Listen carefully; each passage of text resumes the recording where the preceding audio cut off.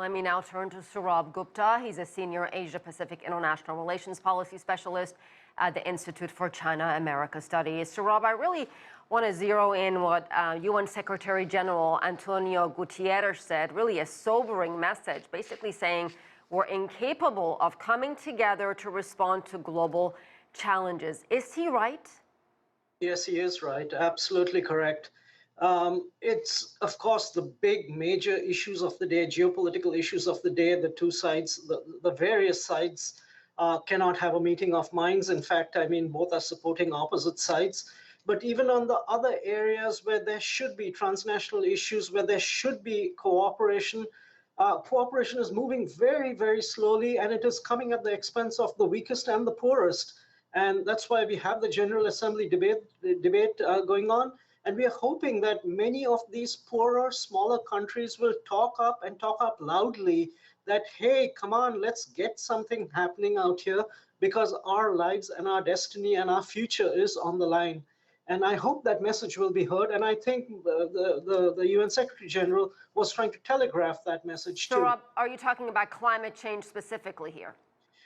Climate change, yes, but I'm also talking about the debt distress that many nations are under, and there's been talk of recapitalizing the multilateral development banks, doing debt restructuring. Everything is moving at a glacial pace. I mean, this has been talked about since what, 2020, since after COVID broke, and things are moving slowly. But as you mentioned, also on the climate change front, to have a just climate transition which is justly financed is nowhere on the horizon. People talk about it, but nobody is putting the sort of sums that should be provided. And in fact, people are trying to impose mandates about how climate change should be managed without putting the sums to assist the developing countries who are facing the brunt of climate change most, I would say. You know, climate change has been a huge priority for Antonio Guterres.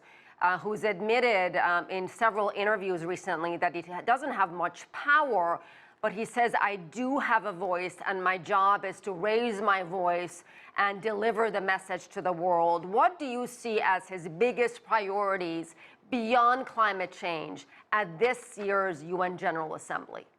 I think for him, it's the Sustainable Development Goals.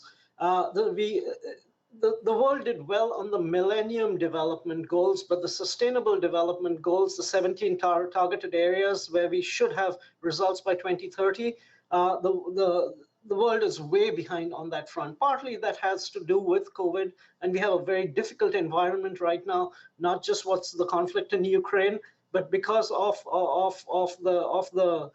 COVID and the supply chain disruptions and the interest rates today, people are having difficulty putting funds aside to tackle those challenges.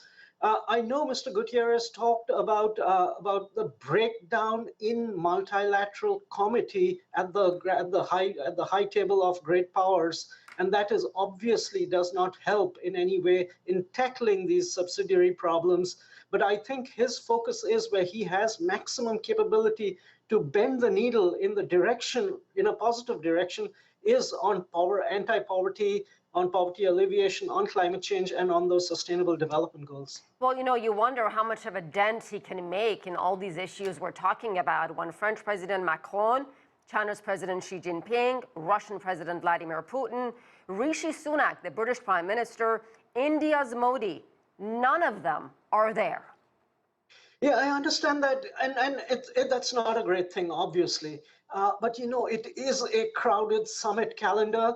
And the fact of the matter is that many of these countries, Mr. Macron hosted a big conference in was June or July with regard to financing for developing countries. The U.S. has come up with with good ideas, Treasury Secretary, in terms of recapitalizing the multilateral development banks and giving more voice to the developing nations in this regard.